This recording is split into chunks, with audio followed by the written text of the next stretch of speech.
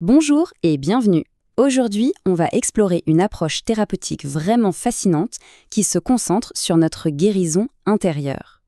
On va parler de la capacité incroyable de notre cerveau à se transformer, et ce, sans avoir besoin de se confronter directement à son passé. Alors, on commence tout de suite avec une phrase qui peut paraître un peu à contre-courant. Beaucoup de gens nourrissent cet espoir, parfois secret, de pouvoir un jour faire reconnaître à leurs parents leurs erreurs, leurs manquements passés. Mais la réalité, comme le souligne la source, c'est que cette quête est quasiment toujours vouée à l'échec. Oui, parce qu'en fait, il y a un décalage complet de perception. D'un côté, on a les parents qui, la plupart du temps, sont persuadés d'avoir fait de leur mieux et voient leur œuvre comme une réussite. Et de l'autre, il y a l'enfant, devenu adulte, qui porte un poids invisible, une douleur qu'il a dû taire pour avancer.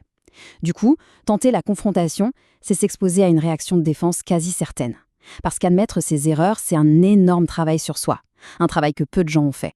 Et c'est là qu'on arrive au point crucial. La guérison, la vraie, c'est un travail qui se fait à l'intérieur de soi.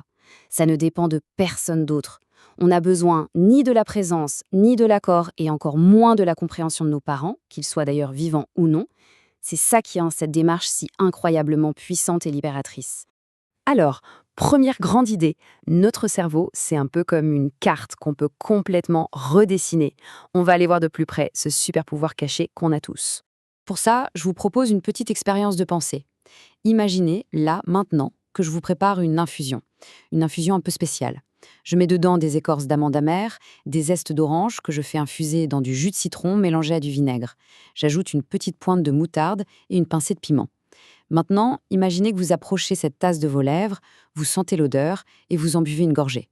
Qu'est-ce qui se passe dans votre bouche? Eh bien, il y a de fortes chances que vous vous mettiez à saliver. C'est une réaction physique, biologique, bien réelle. Le but de la salive, diluer ce goût absolument infect. Sauf que cette infusion n'existe pas, elle est purement imaginaire. Et ça nous montre une chose fondamentale. Notre cerveau inconscient, lui, ne fait aucune différence entre ce qui est imaginé et ce qui est réel. Pour lui, si on l'imagine, c'est que ça arrive. Et ça, c'est la clé de tout. Ce phénomène incroyable porte un nom, c'est la plasticité cérébrale. Pour que ce soit bien concret, l'auteur de la source nous raconte une histoire personnelle. Suite à un grave accident, une partie de son cerveau a été détruite. Pourtant, il a récupéré toutes ses fonctions. Comment c'est possible? Tout simplement parce que son cerveau a créé de nouveaux chemins, de nouvelles routes neuronales en contournant la zone abîmée pour aller connecter d'autres zones saines. Il s'est auto-réparé. On peut voir notre cerveau comme le plan d'une immense ville. Nos habitudes, nos réactions, nos angoisses, ce sont des chemins qu'on emprunte tous les jours, des autoroutes neuronales. Parfois, on fait un énorme détour pour aller d'un point A à un point B, simplement parce qu'on nous a dit qu'un quartier était dangereux. La thérapie, en fait, elle ne va pas raser le quartier dangereux. Elle va simplement réparer les blessures qui nous faisaient peur et nous montrer qu'il existe un chemin beaucoup plus court, plus direct et tout à fait sûr. Bon, maintenant qu'on a vu que le cerveau est malléable, comment on s'en sert? C'est notre deuxième partie.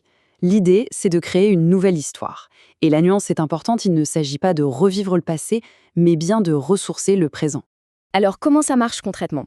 D'abord, on reconnaît les blessures du passé, mais sans avoir à les revivre, sans retourner dans la souffrance. Ensuite, et c'est le cœur du travail, on va créer de nouvelles ressources à l'intérieur de soi.